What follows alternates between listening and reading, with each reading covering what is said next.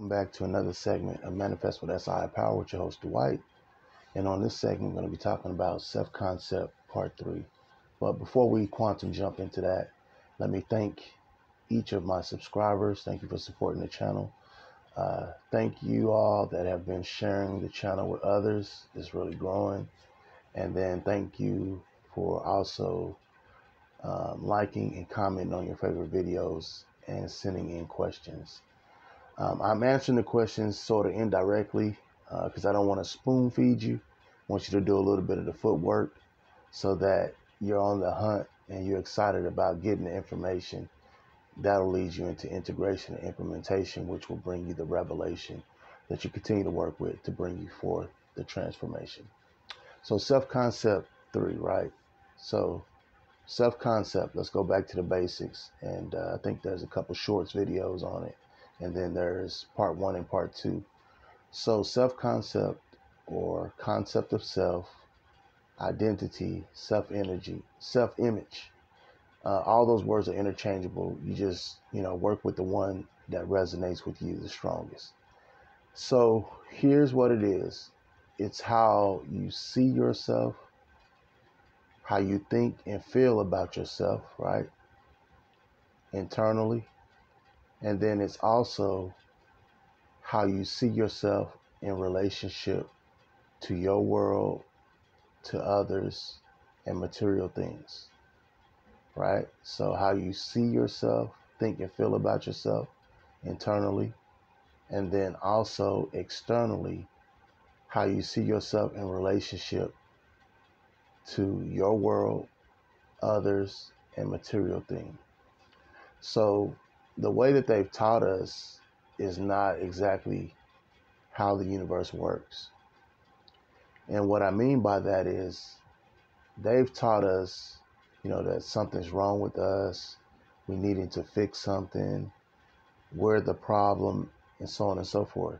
Well, there's no world, there's no universe without you because you're the observer, you're the watcher. So it can't be something wrong with you.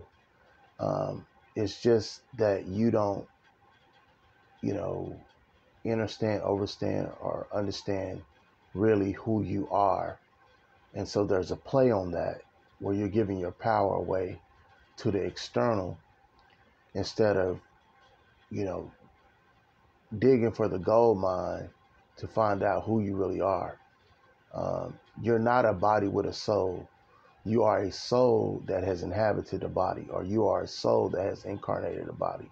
And so the reason why you're not able to produce the results that you want in any given area of your life is because you don't know who you truly are, and you're not aligned, and you're not linked up and synced with your higher authentic self.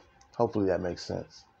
And so when you're trying to fix something, when you're coming from the vantage point, the point of view, the perspective that something's wrong with you and that you got to fix something, you're focusing on the problem. And so they teach you that, okay, the way to fix the problem is to focus on the problem. But what you focus on expands. This is why Einstein said that the mind that created the problem is incapable of providing the solution to the problem. The mind that created the problem cannot provide the solution to the problem. The mind that created the problem cannot provide the solution to the problem. So you've been taught to focus on something's wrong with you, you're needing to fix something, you got to solve the problem. But you doing that only makes more of the problem, or creates more of a similar problem, or more of the exact problem. Hopefully that makes sense. So what you're going to have to do is you're going to have to fall back and be the observer. You're going to have to be the watcher. And you got to understand, and understand that there's nothing wrong with you. You don't need to fix nothing, right? You need to practice the art of allowing and learn how to receive the information and the downloads from your higher self so that you can make adjustments. You don't need to fix anything, but you do need to make adjustments, right? From how you're thinking, how you're feeling and emotionalizing, expressing, how you're telling your stories, how you're choosing to believe, because remember, I am choice, I am cause. Everything that's happening is happening because of you.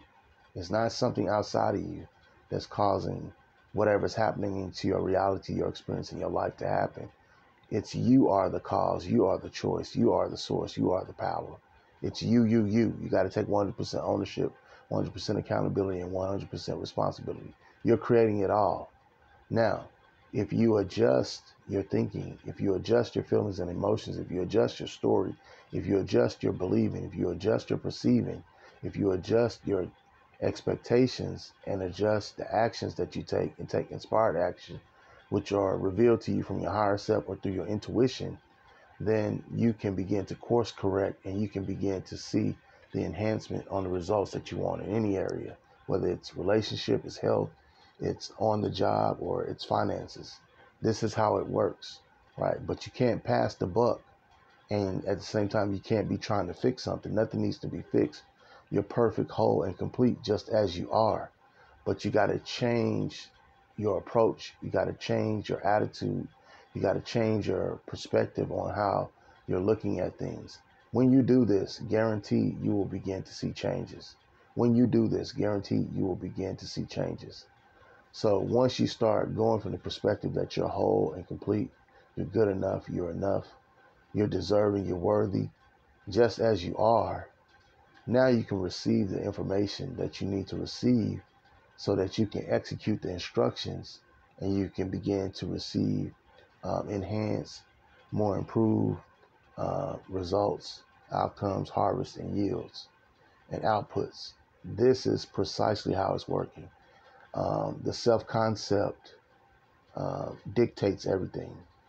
The self-concept mandates everything. The self-concept orchestrates everything. It's like it's in control. It's like a governor, or it's like the manager. It's managing everything. And here's a little secret about this. You cannot outperform your self-concept. It is impossible for you to outperform your self-concept. It is impossible for you to outperform your self-concept. It is impossible for you to outperform your self-concept. It means that you cannot do it. So whatever your self-concept is, your results can only be equal to that or less than that. It can never be beyond that. So this is why it's important for you to build a kingly self-concept, a queenly self-concept, a royal self-concept, a God-like self-concept, a goddess-like self-concept, because this will bring the confidence, right, to stand 10 toes down on who you are, stand on your values and what you believe, what you represent, what you expect, and it will cause you not to settle.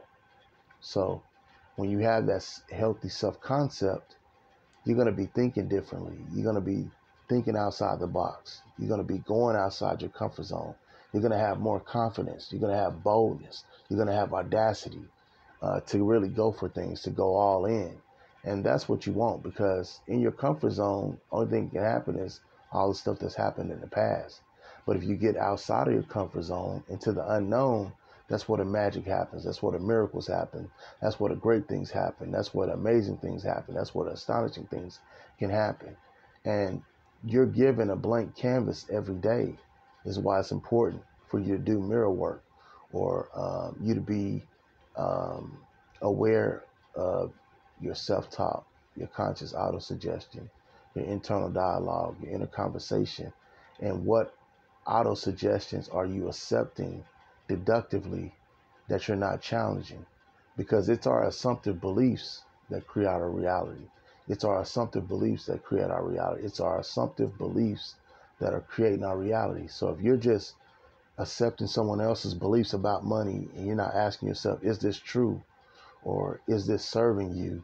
And you really looking at it and breaking it down, then you're just accepting things, and these things are coming into your life, and you're wondering why these things are happening. It's because you're just accepting things. You're not challenging your thoughts. You're not challenging your beliefs. You're not challenging your emotional guidance system. You're not challenging your storytelling. You're not challenging your perceptions. You're not challenging your expectations, or seeing if you really are having an expectation, or are you just going off of what you've been going off of? Are you just following someone that's following their thoughts? What makes them right? Nothing. So why should you follow them because they're just following their thoughts? No, you need to be your own leader. You need to develop your own neural pathways and neural networks and a strong neuroplasticity, a firm mind, a resolute mind, a strong mind, so that you can begin to accomplish the things that you want to accomplish. Because an objective set in mind, right, that's committed to, it has to be brought into existence. There's no way around it. The how and the when is not up to you. It's not your responsibility. But an objective firmly set and committed to is going to come to pass. It shall come to pass. It shall come to pass. It shall come to pass. It's just the way it is. So developing a healthy self-concept is very important. Developing a healthy self-concept is very important. Developing a healthy self-concept is very, very important. Developing a healthy self-concept is very important. We've been live on Manifest with SII Power with your host, Dwight, on this segment of Self-Concept 3. Want to thank everyone again for joining the tribe and subscribing to the channel. Thank you for sharing the channel and the content, and thank you for liking and subscribing on the video. If you're interested in coaching, in the description, there's an email. Just email me and just inquire about the services that you want. Thank you.